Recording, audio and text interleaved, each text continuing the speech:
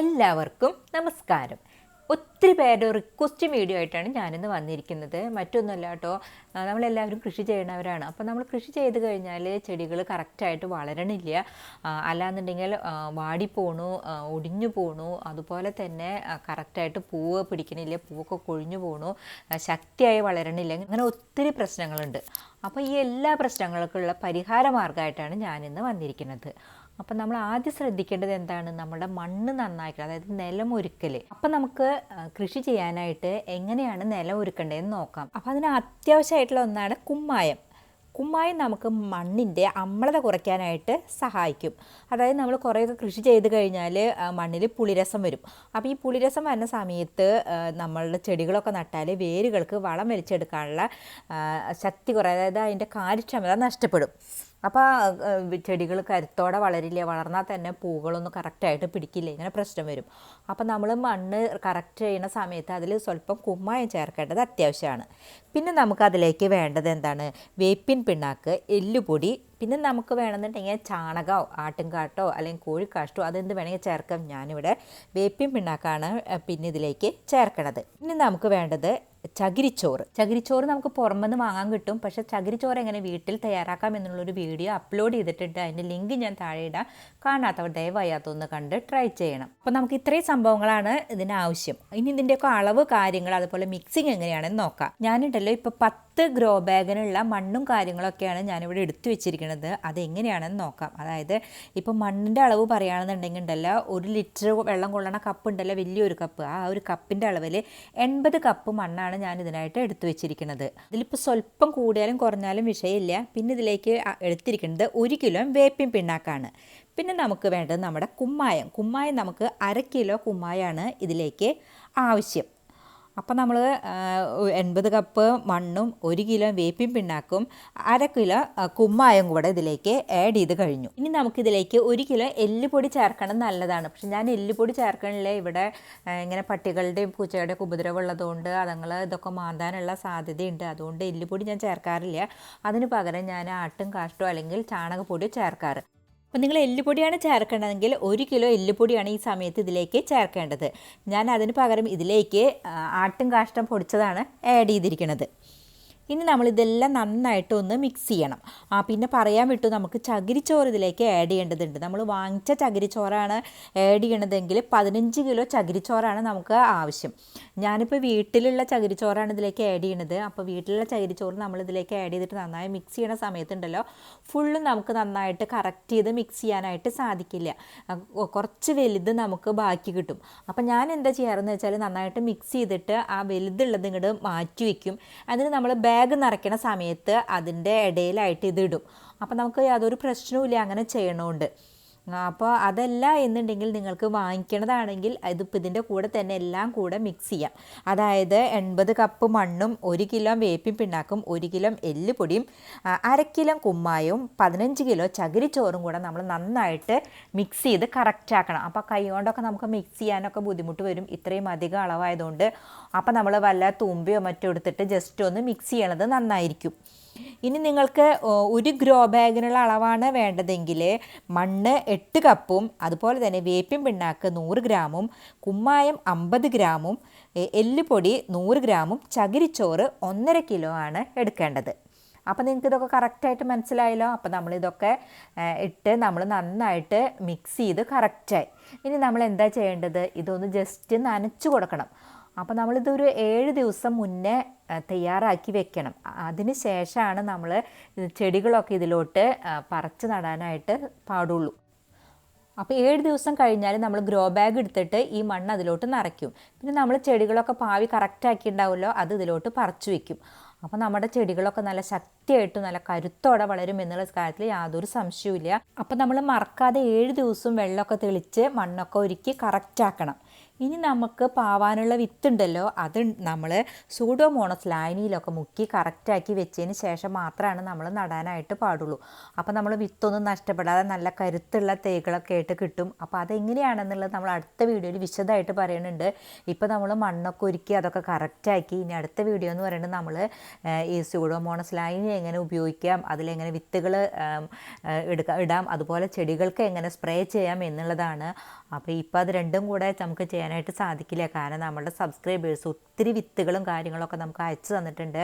അപ്പോൾ അത് നമുക്ക് കാണിക്കണം. അപ്പോൾ എല്ലാം കൂടിയാകുമ്പോൾ ഒത്തിരി വലിയൊരു വീഡിയോ ആവും. അതുകൊണ്ട് ഞാനിപ്പോൾ ഈ മണ്ണൊരിക്കൽ മാത്രം ചെയ്യുകയാണ്. പിന്നെ അടുത്തതും നമ്മുടെ ഈ സൂഡോമോണസ് ലായനിയിൽ എങ്ങനെ നമ്മൾ വിത്തുകളൊക്കെ മുളപ്പിക്കും എന്നുള്ളതാണ് ചെയ്യുന്നത്. അപ്പോൾ ദയവായി എൻ്റെ സബ്സ്ക്രൈബേഴ്സ് അടുത്ത വീഡിയോ വരെ ഒന്ന് വെയിറ്റ് ചെയ്യണം. അപ്പോൾ നമ്മുടെ സബ്സ്ക്രൈബേഴ്സ് ഒരുപാട് വിത്തുകൾ നമുക്ക് അയച്ചു തന്നിട്ടുണ്ട്. അതായത് പ്രത്യേക തരം വിത്തുകളും ഒക്കെ ആയിട്ടുള്ളതാണ്. അപ്പോൾ നമുക്കത് എന്തൊക്കെയാണെന്നൊന്ന് പരിചയപ്പെടാം. അപ്പോൾ നമ്മുടെ പ്രിയപ്പെട്ട സബ്സ്ക്രൈബറായ മോബിൻ മാത്യു അയച്ചു തന്നിട്ടുള്ള വിത്തുകൾ കാര്യങ്ങളൊക്കെയാണ് നമ്മൾ ആദ്യം നോക്കേണ്ടത്. വ്യത്യസ്ത തരത്തിലുള്ള വിത്തുകളാണ് നമുക്ക് അയച്ചു തന്നിരിക്കുന്നത്. ആദ്യമായിട്ട് ഞാൻ പരിചയപ്പെടുത്തുന്നത് എന്താണെന്ന് വെച്ചാൽ ബേസിൽ ലീവ്സ്. ഞാൻ ബേ ലീവ്സിന് പകരം എന്നാണ് തെറ്റിയിട്ട് ബേസിൽ ലീവ്സ് എന്ന് പറഞ്ഞിട്ടുണ്ടായിരുന്നു. അപ്പോൾ ഇതാണ് ബേസിൽ ലീവ്സ്. ഇതിൻ്റെ ഇല ഉണക്കി പൊടിച്ചിട്ടാണ് ഒറിഗാനോ എന്ന പൗഡർ ലഭിക്കുന്നത്. ഇറ്റാലിയൻ ഫുഡുകളിൽ സാലഡുകളിലൊക്കെ ഒരുപാട് ഉപയോഗിക്കുന്നതാണ്. അപ്പം ഇത് അവരുടെ വീട്ടിലുള്ള ഒരു സംഭവമാണ്. അത് അതിൻ്റെ ഉണക്കി പൊടിച്ചിട്ടുള്ള ഇലയാണിത്. അതിൻ്റെ വിത്തും നമുക്ക് അയച്ചു തന്നിട്ടുണ്ട്. അപ്പോൾ ഞാൻ ഫോട്ടോസ് അയച്ചു തരാൻ പറഞ്ഞിരുന്നു. അപ്പോൾ നമുക്ക് പലർക്കും സംശയം ഉണ്ടാവും നമ്മുടെ നാട്ടിലൊക്കെ ഇതുണ്ടാവും എന്നുള്ളത്. യാതൊരു സംശയവും അവരുടെ വീട്ടിലുള്ളതാണ്. അവരതിൻ്റെ ഫോട്ടോസ് അയച്ചു തന്നിട്ടുണ്ട്. ഈ ചെടി കണ്ടല്ലോ, ഇതാണ് ആ ചെടി. അപ്പോൾ ഇതിൻ്റെ ഇല ഉണക്കി പൊടിച്ചിട്ടാണ് ഒറിഗാനോ എന്ന പൗഡർ ഉണ്ടാക്കുന്നതും. അതുപോലെ ഇതിന് കണ്ടു തുളസി കതിര പോലെയുള്ളൊരു വിത്തൊക്കെയാണ് ഇതിനുള്ളത്. അപ്പോൾ അങ്ങനെ അതൊക്കെ നമുക്ക് അയച്ചു തന്നിട്ടുണ്ട്. അടുത്തതായിട്ട് നമുക്ക് അയച്ചു തന്നിട്ടുള്ളത് ചൈനീസ് ഓറഞ്ചിൻ്റെ വിത്താണ്. അതും അവരുടെ വീട്ടിൽ നിറയെ കായ്ച്ചു നിൽക്കുന്നുണ്ട്. അതിൻ്റെ ഫോട്ടോ ഞാനിവിടെ കാണിച്ചു തരാം. അപ്പോൾ അത് നമ്മുടെ ഓറഞ്ച് ഉണ്ടല്ലോ, അതിൻ്റെ വിത്ത് പോലെയൊക്കെയാണ് ഇരിക്കുന്നത്. അപ്പോൾ അതിൻ്റെ വിത്ത് നമുക്ക് ഒരുപാട് അയച്ചു തന്നിട്ടുണ്ട്. ഇതാണ് ആ ചൈനീസ് ഓറഞ്ച്. കണ്ടല്ലോ എന്തൊരു ഭംഗിയിലാണല്ലേ, നിറയെ കായ്ച്ചു നിൽക്കുന്നത്. അത് ജ്യൂസൊക്കെ അടിക്കുക വളരെ നല്ലതാണെന്നാണ് പറഞ്ഞത്. പിന്നീട് അവർ നമുക്ക് അയച്ചു തന്നിരിക്കുന്നത് മിറാക്കിൾ ഫ്രൂട്ട്. അതൊരു വ്യത്യസ്ത തരം ഫ്രൂട്ടാണ്. അതായത് അത് ചെറിയൊരു ഫ്രൂട്ടാണ്. അത് നമുക്ക് കഴിച്ചു കഴിഞ്ഞാൽ നമുക്ക് അതിൻ്റെ മധുരം ഉണ്ടല്ലോ 1 മണിക്കൂറോളം നാവുമ്മ തങ്ങി നിൽക്കുമെന്നാണ് പറഞ്ഞത്. ഇത് കഴിച്ചിട്ട് നമുക്ക് ഏത് പുളിയുള്ള ഫ്രൂട്ട് കഴിച്ചാലും ഭയങ്കര മധുരമായിരിക്കും. അങ്ങനെ ഒരു പ്രത്യേക തരം ആയതുകൊണ്ടാണ് ഇതിന് മിറാക്കിൾ ഫ്രൂട്ട് എന്നുള്ള പേര് വന്നിരിക്കുന്നത്. കണ്ടല്ലോ, ഇതാണ് മിറാക്കിൾ ഫ്രൂട്ട്. അടുത്തതായിട്ട് നമുക്ക് അയച്ചു തന്നിരിക്കുന്നത് ചതുരപ്പയറിൻ്റെ വിത്താണ്. ഒത്തിരി പേര് കമൻറ്റ് ചെയ്ത് ചോദിച്ചിട്ടുള്ളതാണ്. അപ്പോൾ നാം ഇതിന്ന് ഒരുപാട് പേർക്ക് ഞാനിത് അയച്ചു കൊടുത്തു കഴിഞ്ഞു. ഇതിനൊക്കെ കൂടുതലുണ്ടായിരുന്നു കേട്ടോ. ഞാനിതിൽ കുറച്ചെടുത്തിട്ട് അയച്ചു കൊടുത്തു കഴിഞ്ഞതാണ്. പിന്നെ ഇനിയിപ്പോൾ ചതുരപ്പയർ എന്താണെന്ന് സംശയമുള്ളവർക്ക് ഞാനിവിടെ ഫോട്ടോ കാണിച്ചു തരാം. അവർ നമുക്ക് ചതുരപ്പയറിൻ്റെ ഫോട്ടോസും അയച്ചു തന്നിട്ടുണ്ട്. ഇതാണ് ചതുരപ്പയർ. അതുകൂടാതെ ഉണ്ടല്ലോ മണിത്തക്കാളിയുടെ ഫോട്ടോസും, അതുപോലെ തന്നെ ചായ മെൻസ എന്ന് പറഞ്ഞിട്ടുള്ള ഒരു തരം ചീര. അത് നമുക്ക് ഡയബറ്റിക് പേഷ്യൻസിനും അതുപോലെ തന്നെ വാതരോഗികൾക്കൊക്കെ ഒത്തിരി നല്ലതാണെന്ന് പറഞ്ഞത്. ഇനി നമുക്ക് അടുത്തതായിട്ട് പരിചയപ്പെടാൻ പോകുന്നത് ശാന്തകുമാരി എന്ന പേരിൽ ഒരു അമ്മ അയച്ചു തന്നിട്ടുള്ളതാണ്. അപ്പോൾ ആ അമ്മ പറഞ്ഞിരിക്കുന്നത് എന്താണെന്ന് വെച്ചാൽ ആദ്യമായിട്ടുണ്ടായ പച്ചമുളകാണ്. അത് കണ്ടല്ലോ, ഇത് കണ്ടു കഴിഞ്ഞാൽ ശരിക്കും നമ്മുടെ ഒരു തക്കാളിയുടെ ഒക്കെ വലിപ്പമുള്ളതല്ലേ, മത്തൻ്റെ ഒക്കെ ഷേപ്പുള്ള ഒരു തരം പച്ചമുളകാണ്. നമ്മുടെ അടുത്ത് ഇല്ലാത്തൊരു തരമാണിത്. അപ്പോൾ അങ്ങനത്തെ പച്ചമുളക് ആദ്യമായിട്ടുണ്ടായ ഒരു പച്ചമുളക് നമുക്ക് അയച്ചു തന്നിട്ടാണ് നമ്മളോട് വിത്ത് ചോദിച്ചിരിക്കുന്നത്. അടുത്തത് ആരതി സിയാണ് നമുക്ക് വിത്തുകൾ അയച്ചു തന്നിരിക്കുന്നത്. അതായത് അമരയ്ക്ക, ഫാഷൻ ഫ്രൂട്ട്, തുവര, ഇങ്ങനത്തെ ഒത്തിരി വിത്തുകൾ അയച്ചു തന്നിട്ടുണ്ട്. തുവരപ്പയറൊക്കെ പലർക്കും അറിയാത്തതാവും, പക്ഷെ നല്ല അടിപൊളി സംഭവമാണ്. അപ്പോൾ അതുപോലെ അമരയ്ക്ക ഇപ്പോൾ നമുക്ക് വിത്ത് പാവാൻ പറ്റിയതല്ല, അടുത്ത സീസണിലാണ്. എങ്കിലും എല്ലാവർക്കും വിത്ത് അയച്ചു തരാം. എല്ലാവരും അത് സൂക്ഷിച്ച് വെക്കണം. അടുത്ത സീസണിൽ അമര വിത്ത് പാവേണ്ടതാണ്. ഒത്തിരി പേര് കമൻറ്റ് ചെയ്ത് ചോദിച്ചിട്ടുള്ള ഒരു സംഭവമാണ് അടുത്തത് ആനക്കൊമ്പൻ വെണ്ട. അത് നമുക്ക് അയച്ചു തന്നിരിക്കുന്നത് ആരാന്നറിയോ? ഇരിഞ്ഞാലക്കുട പള്ളിയിലുള്ള ഫാദറാണ് നമുക്ക് അയച്ചു തന്നിരിക്കുന്നത്. ഇനി ആവശ്യമുള്ളവർക്കൊക്കെ ഇത് അയച്ചു തരുന്നതാണ്. പിന്നീട് നമുക്ക് കിട്ടിയിരിക്കുന്നത് നിത്യവഴുതനയുടെ വിത്താണ്. അത് നമുക്ക് അയച്ചു തന്നിരിക്കുന്നത് നിഖിൽ ജിഹോ ആണ്.